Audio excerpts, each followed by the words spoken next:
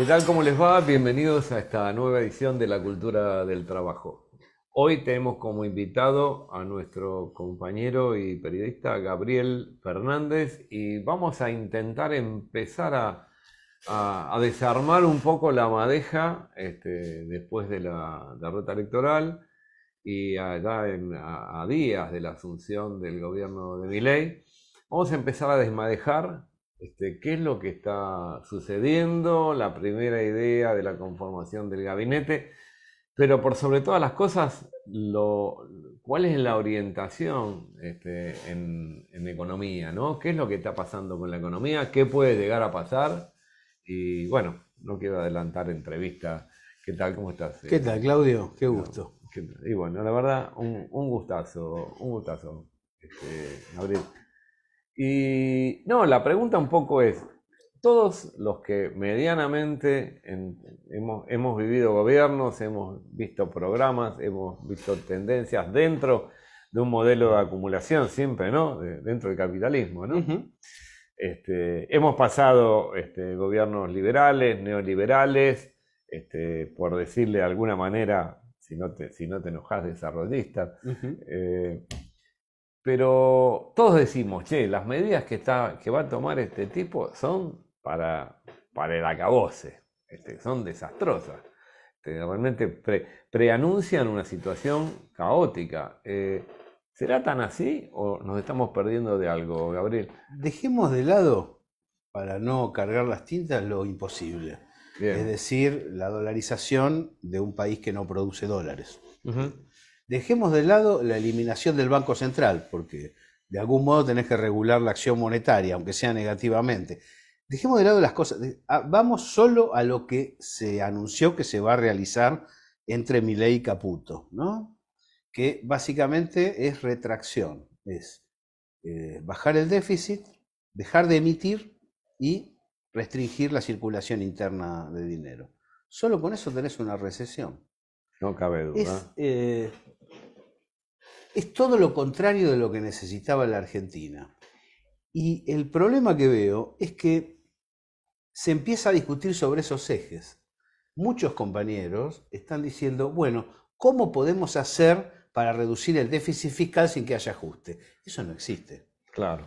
Hay ajuste para las provincias, para los gremios. ¿Cómo se puede cortar para que el gobierno, el Estado, no gaste la obra pública? Vas a tirar a la calle a miles de personas, primero que no lo merecen en términos de justicia, pero por otro lado, y la activación del mercado interno. La idea base del conjunto del liberalismo es enfriando la economía se baja la inflación. Y en realidad, la Argentina puede bajar la inflación a medida que acumule dólares en base al proyecto energético que está ya radicado en el país y en base a los vínculos externos que están afiatados y ahora se están dejando de lado. Lo que puede hacer la Argentina, lo que necesitaba la Argentina después de un periodo como el de pandemia, sequía, donde igual se amplió el mercado interno, empezó a funcionar, se salió de la recesión macrista, es un periodo expansivo, no reactivo. Y por algún motivo, que debe tener que ver con las redes, los medios, el discurso, inclusive de algunos dirigentes cercanos, es, che, que necesitábamos un ajuste. Necesitábamos un ajuste, alguien lo tenía que hacer. No necesitábamos un ajuste. Claro. Para crecer no hace falta ajuste. Lo que hace falta es que el circulante la tenga la gente en el bolsillo, que es la manera de ahorro de una Sí, sociedad moderna, donde el tipo va al comercio, compra, el está comercio le bien. compra al productor y se arma un Gabriel, pero círculo está bien, pero virtuoso. ese es el modelo que compartimos vos y yo, Ujú. ¿sí?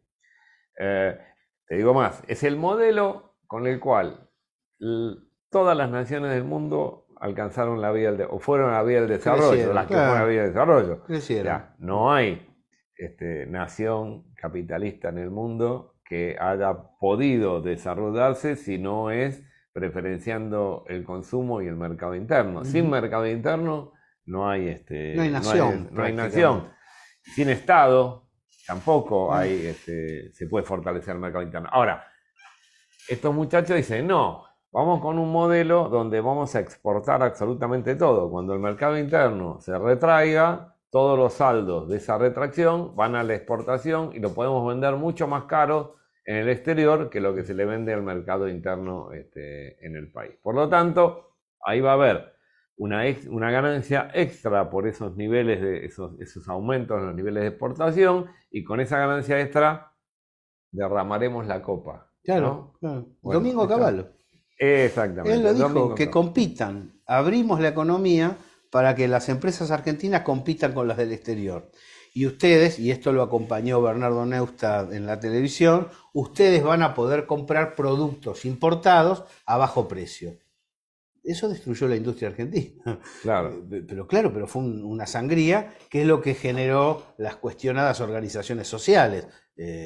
La privatización de YPF y la ruptura de la cadena de pagos que determinó el quiebre de las empresas argentinas medianas, lo que hizo fue generar Cutralcó, Tartagal, que después se plasmó en los MTD y se plasmó en las organizaciones sociales. Las organizaciones sociales, ante la ausencia del Estado, salvaron a la nación en ese momento, porque si no tendríamos maras delictivas con bandera, escudo y organización barrial como la tienen en Centroamérica. Argentina tuvo un movimiento obrero que dijo: nuestros compañeros no van a dejar de ser trabajadores, van a seguir siendo trabajadores, y nos plantamos aquí. ¿Por qué vivir todo eso de nuevo? ¿Por qué abrir la importación? ¿Por qué sacrificar a la industria automotriz, que viene siendo el motor de la recuperación nacional? No tiene sentido que no sea trasladar recursos de la zona productiva a la zona rentística y agroexportadora. Bueno, podría tener sentido, en este caso, para la industria autopartista o automotriz, podría tener sentido decir: che, voy a exportar, pues voy a producir acá medianamente barato y voy a exportar, pero para eso necesito acuerdos comerciales. Esos acuerdos comerciales hoy también están en la picota. Sobre todo con dos factores que no necesitaban ser excluyentes, podrían combinarse con el norte tradicional. Ahora, BRICS es la posibilidad de entablar vínculo y recibir inversiones de gigantes multipolares. Cuando India invita a la Argentina al BRICS, después de que le invita a China con el respaldo de Brasil, están pensando en inversiones. Es decir, India no necesita quitarle un trozo de territorio o algo de producción, arrebatarle algo a la Argentina. Necesita lugar donde se puede invertir, generar fuente de trabajo y ganar ambos. Una especie de ganar-ganar, como se dice. Y China procede de ese modo. Y el otro elemento es el Mercosur. Argentina tiene su compromiso histórico con el desarrollo del sur del continente, del ABC. Pero además le conviene, es decir, a Argentina y a Brasil les conviene tener un mercado interno ampliado que incluya a los vecinos, que además el proyecto que se venía desplegando es la elaboración de un espacio bioceánico. Con el Mercosur ampliado, vos tenés el Pacífico, tenés el Atlántico, tenés la región andina, tenés el Atlántico Sur, tenés el Paso de Magallanes y tenés la Antártida. ¿Cómo vas a entregar eso? ¿Cómo vas a negarte a eso? Es muy raro lo que está sucediendo. En ese sentido, solo veo dificultades. No encuentro una propuesta que vos me puedas decir, bueno, por este lado vamos, aunque más no sea, a paliar. Y al mismo tiempo, macanas. Por un lado, la macana del déficit fiscal. En realidad, el Estado reúne impuestos de la sociedad y tiene la obligación de redistribuirlos, de volcarlos para activar la economía interna. Ese es el sentido, para pagar la educación, la salud y para activar la economía interna. No es que los impuestos cuando llegan al Estado tienen que congelarse y nadie puede hacer uso de esos impuestos. Una locura. Y el otro tema es inventar las LELIQs como problema. En realidad, las LELIQs y los plazos fijos son equivalentes. Bueno, ya que estás, ¿por qué no nos explica, Gabriel, en ese lenguaje tan claro, qué son las LELIQ? Básicamente es toma de deuda por parte de privados sobre el Banco Central que se desarrollan en dólares y están bajando. Lo que nadie dice es que están bajando porque se están licuando, porque aquí lo que hay es una circulación importante debido a la actividad que hay. Si vos cortás la actividad, lo que va a hacer es hacer subir las LELIQs, transformarlas en dólares y favorecer al grupo de amigos que estén de acuerdo con la operatoria. Es una operatoria para las empresas. Acá lo único que hay que hacer con la LELIQs es nada, porque ese no es el problema. El problema de la Argentina es la inflación, la deuda externa y el mercado interno. Entonces, si vos activás el mercado interno, empezás a resolver los otros problemas. Bueno, claramente este gobierno que viene no quiere reactivar el mercado interno. Claramente quiere un escenario recesivo donde, te repito, a mi gusto haya saldos exportables. Ahora, la pregunta es, ¿nosotros somos complementarios con la economía de Estados Unidos? Digo, porque así como podemos ser, está claro que podemos ser complementarios con China o con la India o con Brasil dentro de los acuerdos que ya llevan muchísimo tiempo en la región, nosotros no somos complementarios con la economía estadounidense. Esa es la observación mucho clave. tiempo, ¿no? Sí, sí, es clave. Y entonces, si nos peleamos con los BRICS, si nos peleamos con la región, ¿con quién va esto? Además porque Estados Unidos, con el cual no hay que romper vínculos, No, obvio. pero no hay que subsumirse, no hay que arrodillarse, no tiene sentido. Estados Unidos ya no está en condiciones de desarrollar inversiones, ¿no? Estados Unidos tiene una crisis humanitaria, además se lo toma como modelo. Es una situación humanitaria extraordinaria, ¿no? Donde los nuevos barrios son trailers y carpas alrededor de las rutas, en el costado Claro. esa es la verdad. Con un nivel de desempleo histórico. Bueno, no es un modelo a seguir, pero eso lleva, porque se ha desterritorializado por la hegemonía del capital financiero sobre su Estado, a que no tenga alianza para el progreso, ¿no? Alguna vez lo charlamos aquí. Sí. En otro momento, Estados Unidos era un desastre, podríamos decir, y uno podría protestar, pero vení y te plantaba una fábrica que contrataba a 5.000 obreros. Claro. Entonces vos decías, bueno, che, por lo menos están generando fuente de trabajo. ¿Acaso se acabó? Acá no hay más inversión. Acá lo que es extracción de recursos, y sobre todo de recursos naturales valiosos, que la Argentina puede utilizar para entrar al mundo en buenas condiciones. Petróleo, se anunció la privatización de YPF. Digo, litio, bueno, el conjunto de los recursos que tiene la Argentina. Eso ni siquiera lo incluyo en el diagnóstico inicial, porque al igual que la dolarización, la privatización de empresas públicas va a costar mucho tiempo, no es fácil, sobre todo por el esquema de recuperación que tuvo YPF, donde hay acciones, ¿no? Es decir, sí. No es fácil acordar con todos los accionistas de YPF el traslado a otra empresa. No, por supuesto, y aquel que diga, no, bueno, no importa, porque lo van a hacer igual. No, el que compra necesita seguridad de que está comprando bien, porque si no, el día de mañana alguien le puede decir, perdón, esto es absolutamente irregular. Entonces tienen que generar un consenso político, institucional, como para que aquel que viene a invertir pague una moneda medianamente aceptable, porque si no el precio se va para abajo, digamos, ¿no? O sea, lo pago con inquilino adentro, claro. Es otro precio. En realidad habría que profundizar la pertenencia estatal de los hidrocarburos, que claro, son exactamente. la llave del futuro, junto con las nuevas tecnologías. Y ahí está el tema. ¿Cómo puede ser que se considere gasto a ARSAT o gasto al CONICET? Claro. Digamos, están discutiendo en este momento China y Estados Unidos quién fabrica los semiconductores, es decir, los chips, que es la herramienta del futuro, lo que hace que tengamos acá una cámara, ¿entendés? Bueno, vos pusiste dos ejemplos.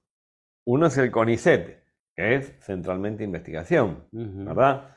Y eso, lejos de ser un gasto, es una inversión para ponerlo, para ponerle un término que tal vez no sea del todo correcto, ¿no? No, es una inversión. Es una inversión. En el caso de ARSAT, además de tener la realización de esos trabajos científicos, porque en definitiva ARSAT lo que hace es aplicar los descubrimientos científicos y transformarlos en recursos técnicos. Y esa tecnología, esa ciencia aplicada, que deviene tecnología, ha generado ya 3 satélites construidos acá, uno que todavía no está puesto, en la posibilidad del lanzamiento ahora desde la Argentina del tercer satélite y no tener que llevarlo a Guayana. O sea, llevar el satélite a Guayana implica un costo tan grande, tal vez como el propio satélite, por el gasto de flete, que es impresionante. De poder ponerlo en órbita acá Sí. y poder ocupar toda una banda que hoy no estamos ocupando y que nos va a permitir muchísimo mayor nivel de conectividad. Pero ahí ARSAT además da ganancia. Claro.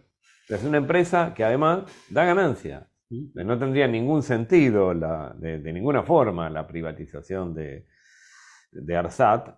Y llega un momento, Gabriel, en que uno empieza a preguntarse si no hay complementariedad con determinados países, si lo que estamos viviendo no es un gobierno donde los que gobiernan son los monopolios o las grandes corporaciones internacionales. O sea, parece un gobierno que responde más que a determinado país, responde Sí, estoy de acuerdo. con un sesgo A algunas firmas. algunas corporaciones multinacionales que en realidad terminan no teniendo país. Es Si el hoy- fenómeno de este tiempo, sin duda, sin duda. claro, pues uno dice, no, es Estados Unidos. Y la verdad que no es tan Estados Unidos. ¿Qué Es el sector que ha copado el Estado de los Estados Unidos, ¿no? Bueno, eso La es una corporación vuelta, es una vuelta de tuerca. las corporaciones financieras que manejan el bloque anglosajón, la OTAN, Davos sería, ¿no? Ahora, importante lo que decís, muy pocas naciones fabrican satélites espaciales. ¿Y Digo, reactores? no es que alguien... Reactores, te hace el Y- tercer reactor, le estamos vendiendo a Australia Y hay reactores. experiencias positivas que también generan ganancias, cubren los ingresos, los sueldos, como Tandanor, por ejemplo, la fabricación de astilleros. Yo recorrí todo Tandanor, te digo, es una maravilla lo que se ha hecho en este último tramo, cómo produce, y vienen las empresas privadas de barcos a arreglar sus barcos allí y a comprar, y además hay elaboración propia, hay lanchas diseñadas en la Argentina y hechas en la Argentina. Bueno, todo eso, además, los ingresos de la empresa surgen de las ventas, del trabajo, no hay que meter plata.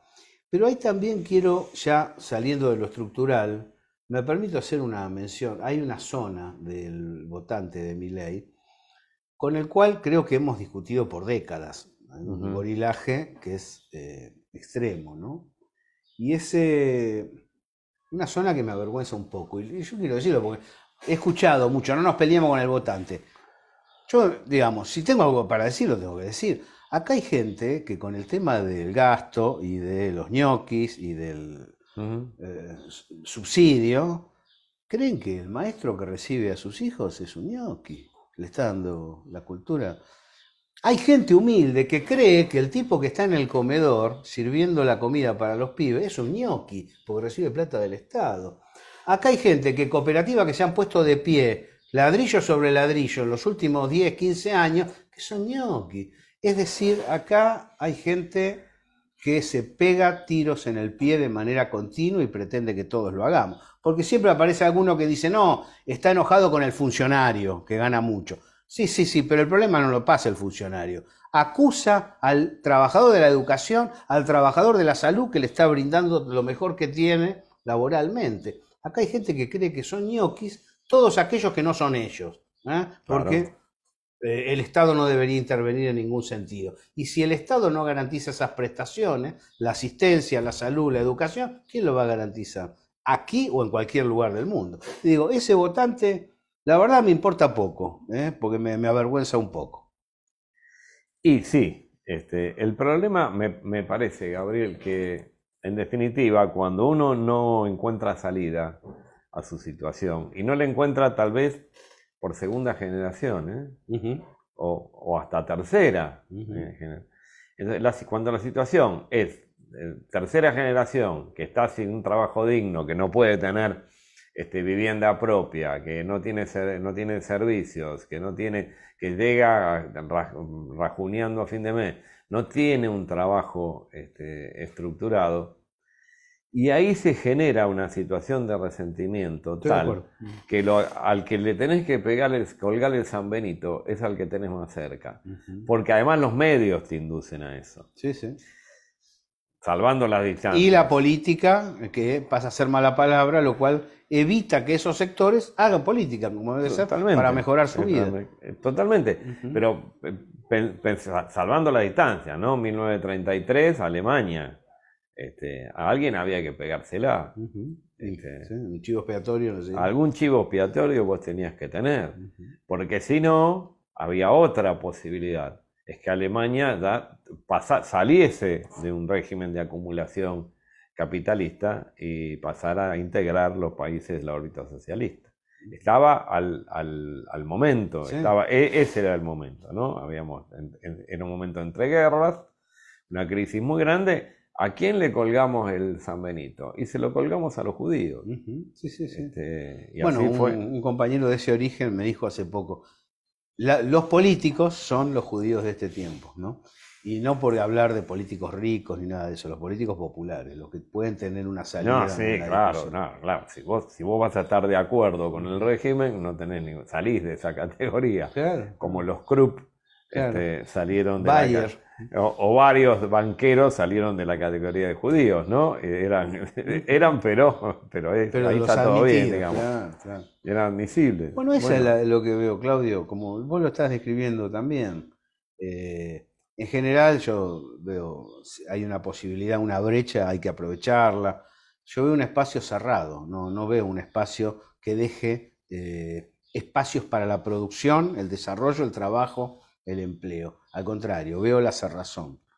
Y ahí creo que el haber tenido un diagnóstico demasiado opaco sobre lo que ha sucedido perjudica el andar.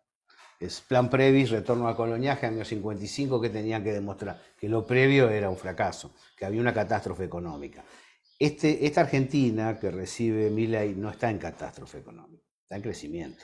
Que haya elementos de injusticia y elementos, como decía, a resolver a través de la redistribución, no significa que haya que tomar medidas drásticas porque la economía argentina es una catástrofe. Ese es el engaño. El otro día escuchaba a un joven, un trabajador humilde, en un reportaje, creo que en un reportaje así en la calle, ¿no? Un reportaje de alguno de los medios de canales de cable.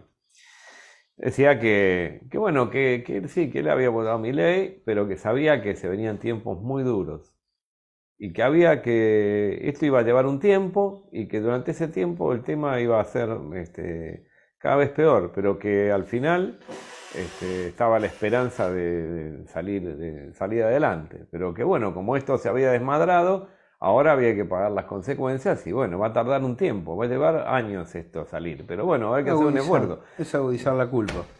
La culpa a la persona por tener trabajo y por haber crecido en un momento determinado. Lo famoso pagar la fiesta, de lo que hablan los liberales de manera recurrente. ¿Qué fiesta? ¿Qué fiesta? La fiesta de ustedes. Acá lo que hay que hacer es generar más recursos para que la gente viva mejor. No está mal vivir mejor. Claro. No hay que pagar ni hacer un ajuste después de haber tenido una década en la cual se anduvo bien. No hay que. Eso son todas macanas. Si tengo aire acondicionado y lo puedo prender. ¿Qué problema hay? No tengo la culpa de eso. Claro, ¿no? Que tenga aire acondicionado el vecino, si puede. ¿Qué claro. Hay que pelear para el otro. Bueno, también. El problema es ese, ¿no? El problema es en la medida que no hay una conducción política clara y un programa, cuando llegan estos tiempos, y bueno, entonces se tiende a soplar la plumita y a nivelar para abajo. Así es. Y de lo que se trata es de nivelar para arriba y de hacernos cargo todos de algún tipo de accionar que nos permita transformar la realidad en forma colectiva. Bueno, ahí metiste el dedo en la llaga sobre lo que viene, porque lo que yo veo es a un partido justicialista cerrado bajo 7 llaves, el Frente de Todos, la Unión por la Patria cerrado, sin debate interno, y así va a ser difícil tener un eje de resistencia. ¿Cómo hace? ¿Desde dónde planteas estas observaciones? Bueno, uno confía en el movimiento obrero, ¿no es cierto? Claro. Está bien, pero igual que en el 2018, toda la responsabilidad cae sobre el movimiento obrero. A ver qué pasa con la vida política interna del movimiento nacional. Si se pone las pilas como para desarrollar una conducción que esté a la altura de las circunstancias. Y para eso hay que debatir y hay que abrir el juego. Basta de designaciones unilaterales, basta de dejar de lado los debates, basta de no es el momento de hacer, es el momento de hacer distintas propuestas, ¿cómo no? Si claro. Es el momento de salir adelante. Hay que revalidar, a mi juicio, hay que revalidar los títulos, ¿no? Hay que, no puede haber no puede haber entenados acá. Hay que volver a poner sobre el tapete de dónde venimos cada uno, qué es lo que tenemos, qué es lo que hacemos. cómo construimos. Y desde ese lugar creo que hay que volver a reorganizar absolutamente una conducción política que nos permita salir de este atolladero. Y nos ayude a entender. A mí me ayuda a aprender, escuchar distintas posiciones que no son las mías. Y bueno, que estén todos en la mesa.